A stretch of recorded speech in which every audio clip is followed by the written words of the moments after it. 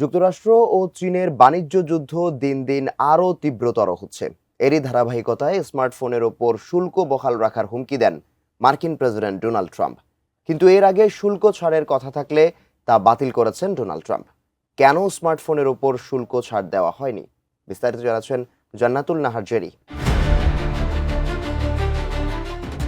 Smartphone সহ বিভিন্ন electronic পণ্যে শুল্ক ছাড় দেওয়ার বিজ্ঞপ্তি দিলেও পরবর্তীতে তা ভুল বলে দাবি করে সেই সকল পণ্যে শুল্ক আরোপ করছেন মার্কিন প্রেসিডেন্ট ডোনাল্ড ট্রাম্প। চীনের তৈরি ওই সকল স্মার্টফোন সহ বিভিন্ন ইলেকট্রনিক পণ্যে এ শুল্ক আরোপের হুমকি আসে। আগের ঘোষণায় এই পণ্যগুলোর উপর 125% পর্যন্ত শুল্ক থেকে ছাড় দেওয়া হলেও ট্রাম্প বলেছেন এই পণ্যগুলো কেবল অন্য শুল্ক শ্রেণীতে সরিয়ে নেওয়া হয়েছে।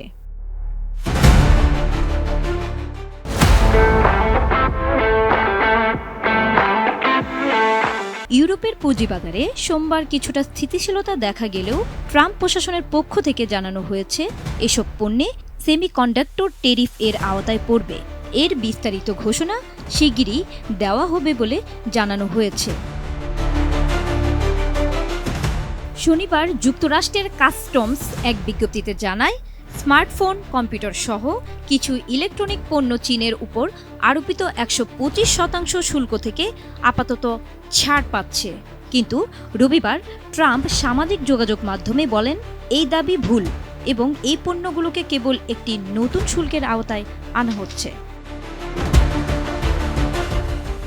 যুক্তরাষ্ট্রের বাণিজ্য মন্ত্রী হাওয়ার্ড লাটনিক বলেছেন তাদের ঔষধ, সেমিকন্ডাক্টর এবং ইলেকট্রনিক্স আমেরিকাতেই তৈরি হওয়া উচিত। এই নতুন সেমিকন্ডাক্টর শুল্ক হবে আগের বিশ্বব্যাপী শুল্কের সম্পূরক, যেটি কিছুদিন আগে 90 দিনের জন্য স্থগিত করা হয়েছে।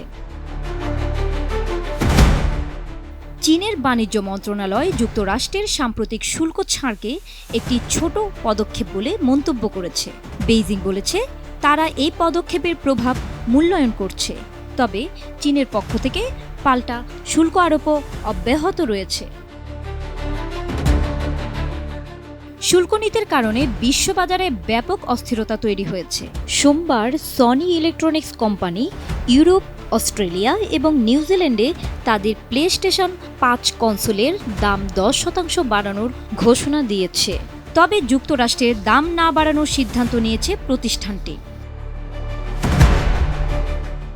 হোয়াইট হাউস জানিয়েছে অন্যান্য দেশের সঙ্গে আরও ভালো বাণিজ্য চুক্তির জন্যই শুল্ককে কৌশল হিসেবে ব্যবহার করছেন ট্রাম্প।